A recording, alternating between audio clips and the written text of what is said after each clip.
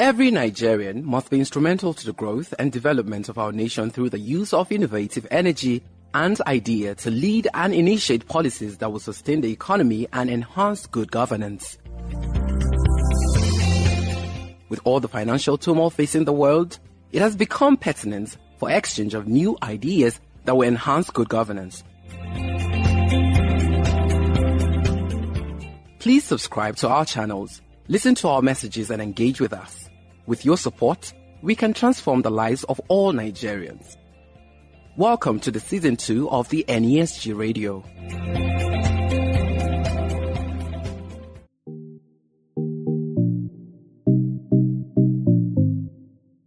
Welcome to NESG Radio. I am pleased to have with me Ms. Etemore Glover. She is the CEO of Impact Investors Foundation, which is the Secretariat for the Nigerian National Advisory Board for Impact Investing.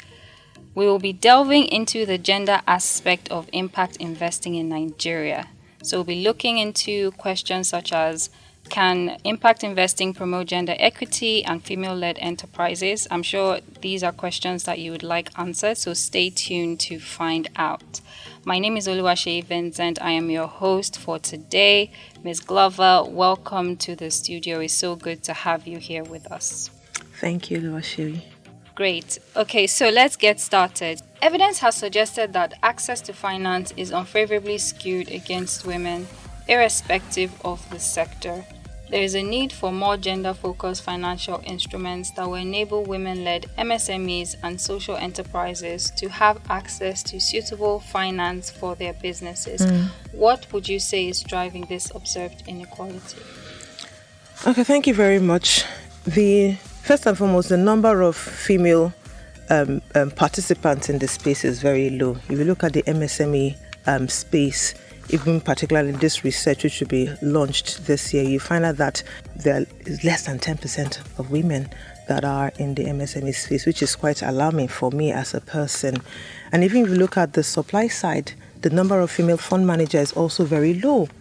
So we need to be very deliberate in terms of, mainstreaming women, mainstreaming gender in our conversation, not only to give them opportunities, but also to bring in that aspect that women are skilled in terms of doing. If you have more female fund managers in the space providing capital, guess what? There's opportunity for many women to also have access to finance. So we must be very deliberate in getting women on board.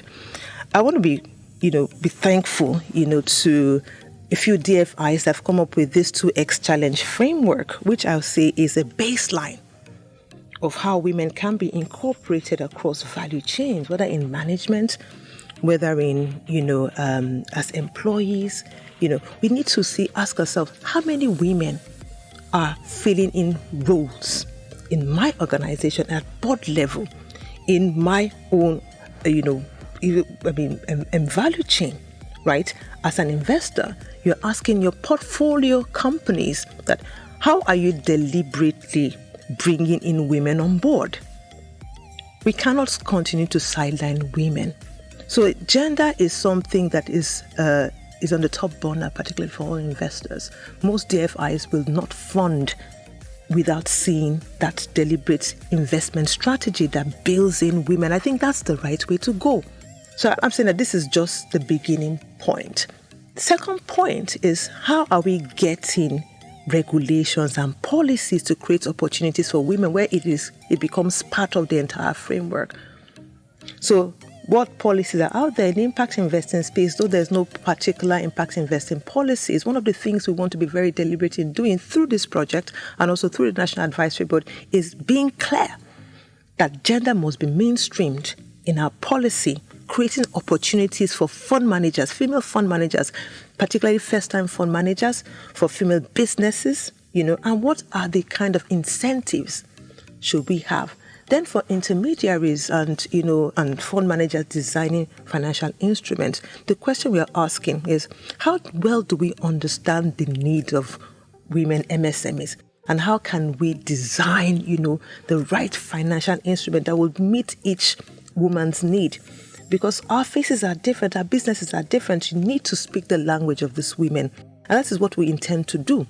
So going from grant, equity, quasi-equity, you need to, and it's a lot of work. It's not easy, but it's something I think we can do with intentionality to provide the right kind of finance. And impact investing, though it's right, but then again, what kind of instruments should these women have is something that we need to research for, that this research gives some solutions. I think is everyone should go and read it, give some solutions, but we need to bring everyone to the table to say, look, how do we unlock capital for women? Great, fantastic. So there needs to be some deliberate strategies in terms of mainstreaming women and knowing their needs a bit better. Okay, thank you so much for that. So how can impact investment be channeled to strengthen financial access to women in Nigeria? So is it a good tool? Is it something that is useful for ensuring that women have access to finance? Of course, it is very important that women have access to finance. I mentioned when I spoke earlier on that first we need to understand the needs of women and women in business. And what impact investing does is that it provides an opportunity for you to, as an investor, to achieve your financial returns, which is key, right? Course, yes. And then again, the impact probably might be depending on what you as an investor would like to achieve, creating opportunity for women in terms of maybe increasing their income levels. And that has a spiral effect in terms of, what they can do with that, maybe sending their children to school, creating opportunities, and it goes on. It could be, providing access to finance for smallholder farmers who are women, whatever your, target is as an investor. So on the side of the women, in terms of accessing impact investment, it's just like, in accessing any kind of capital. One, you must know why you are taking that money. I always say not all money is good money. You want to have an investor who will be a partner, providing you with both non-financial and financial support. Partners who can give you access to market, which is so critical as a woman in business. You also want an investor who is able to sit on your board to provide you with governance. And that's one area where many women are not kind of like really deliberate about in terms of looking at their corporate governance. But corporate governance is synonymous with sustainability. For an investor to invest in you, he wants to know that his money is safe, you have the right governance and how that money will be disbursed. He wants to know that you're taking the right decision that would not only increase your profitability, but also your sustainability to remain a going concern for a very long period of time. Those are things that women are kind of like blindsided. So impact investing is also a kind of investment. And the investors who are deploying their money want to know that, one, will their money be safe? Are you going to scale? They want to know that they're going to get their returns back. It's not, as we say in the local Nigerian parlance, dash. We're not dashing you money. We want to know that this money will be used for the purpose for which it was deployed. So not being sentimental because it's a woman, we have a strategy, to invest in women, which is very important. But we also want to know that these women will be able to deliver both financial and social and environmental returns, impact that the money was intended to make. Because I, as an investor, would have to report those impacts from my portfolio company, be it a woman. So women need to be deliberate. Women need to position themselves, and get the right education to access capital from impact investors and choose wisely who to go along this journey with you. Though its impact capital is coming from somewhere, not everyone will be a right partner. You just want to look for someone who has your interest and to contribute both financially and non-financially to your fund. Great. Or your business. So the female entrepreneurs also have important steps that they need to take to make sure that they position themselves to get the kind of capital that they need. So thank you very much for that. To what extent do you think impact investment can support the achievement of gender equity and inclusion? I think you've touched on this a little bit, but if you can just, talk to us a bit more about how it can achieve that. Thank you. When we talk about gender equity, it's not just about women, right? Now, gender equity is looking at opportunities where there is either a low female representation or male representation, and how can we use finance to create that opportunity for that balance to happen. I think if I look at this a little bit closely, is about seeing what the prevailing environmental situation is in the first instance, you can look at it sectorally. I'll give an example. There are notions that in the healthcare sector, for instance, that is a woman's job, or nursing is a woman's job. And you see a lot of nurses, who in that particular job profile, it's just a bias. And then, for instance, a male nurse who wants to come in might be shielded from coming in because of that notion that these jobs are only for female. How do we ensure that we don't have those labels that will limit people from having opportunities in job roles? This is just the basis example I can give. Then again, in terms of the supply of capital, where you see more male fund managers, everywhere. You can see 10 in a dozen. Then for women, you see 1 in a dozen or 2 in a dozen.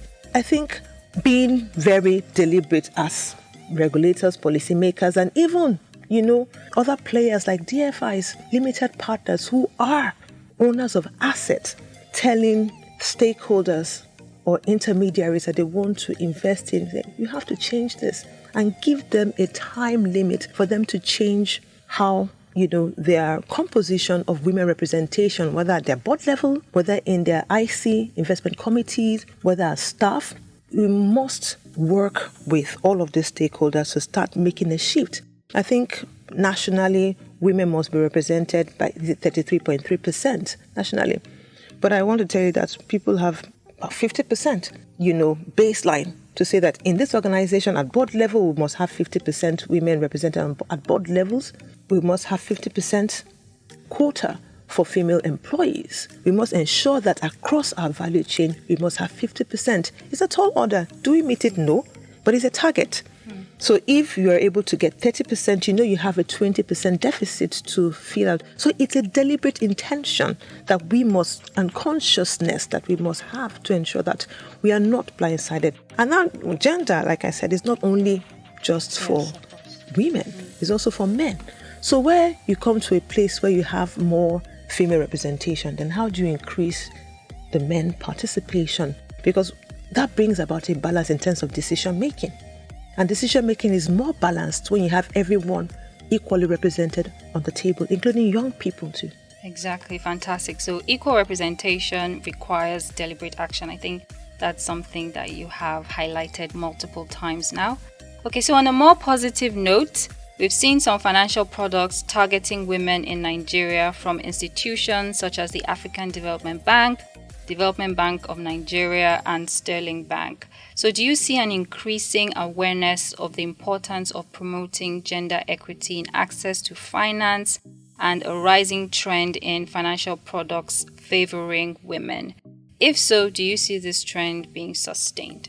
Of course, I'm really excited to see all of these products, coming out, even from Access Bank, the W Woman product. You mentioned the Bank of Industry funds, AFAWA funds, and etc. It's so exciting to see all of this, being, I wouldn't say mainstream, they are coming in. But the question I'm asking is, what is the impact? Who is measuring the impact? What kind of impact are these products making in the lives of these women who are receiving the funds? Are we intentional? Are we doing it because it sounds good? Or are we doing it with that intentionality to solve a problem, which is providing access to finance for women? While I'm excited, my excitement will be complete to see the numbers, to see the impact. So there's an aspect of impact investing that has been quite blindsided, which is the measurability, because impact has 4 core characteristics, and one of them is the intention to measure and report your impact, which brings it impact integrity and impact transparency and accountability. So as we design these products for women, we must ask the right questions. That what is the marginal change your intervention is making in the lives of these women? When you first met them, where were they? And where are they now? And report it with integrity. One of the things we want to see across all of this intervention is having a standardization of measuring the impact of interventions, particularly in women, so we can compare to see how we are growing in terms of our support to female enterprises in Nigeria. Great. Thank you very much. So, is impact investing having impact? That's pretty much, the question you're trying to ask. So now, finally, how can the level of impact investment targeting women-led businesses be strengthened further in Nigeria? I know you've, touched on this here and there during the interview. So what else do you think can be done to strengthen? I think first is the awareness is what we are doing right now. Creating awareness is so important. It's so critical, I beg your pardon. And awareness for women, awareness for intermediaries who will be responsible for designing the suitable financial instruments for female enterprises. We need education to educate the intermediaries, to educate fund managers, to educate women themselves, to also educate policymakers. So there's a lot of education that goes on at different levels that must be done. I think those two. And Sarah, I think the third one I mentioned earlier is the impact measurement, right? We need to be very deliberate and intentional in measuring our impact, because impact investing is not complete without impact measurement and impact management. Thankfully, the United Nations Sustainable Development Goal is a universal standard that we can use to design our investment strategy or investment, thesis, as well as enterprises, who are, working to address any social and environmental goal can use that. And as we go along, we know that when we are creating a change, we are measuring that change and we are reporting it with integrity. There's a lot of impact washing going on. So our economy or the impact investment sector will not grow tremendously with accountability if we are not intentionally measuring our impact. But this also takes us back to education. So we need to educate ourselves on how to impact tools to use and then to report. And these are the things that the National Advisory Body is providing to members of the impact investing ecosystem. Fantastic. Thank you so much. Thank you, Ms. Glover, for what has been a very interesting interview. I'm sure you'll all agree with me. Thank you to our listeners for your time. Be sure to look out for the full report, Investing for Impact in Nigeria, Deep Dive into Agriculture, Education and Health Sectors, which has gender and sustainability as cross-cutting themes. And this report is out later this year. Thank you so much for your time. Until next time. Thank you for being a part of today's interesting program. You can learn more about the NESG's If Not Now When campaign at www.ifnotnowwhen.ng. You can also listen to other interesting conversations by visiting www.nesggroup.org/podcasts.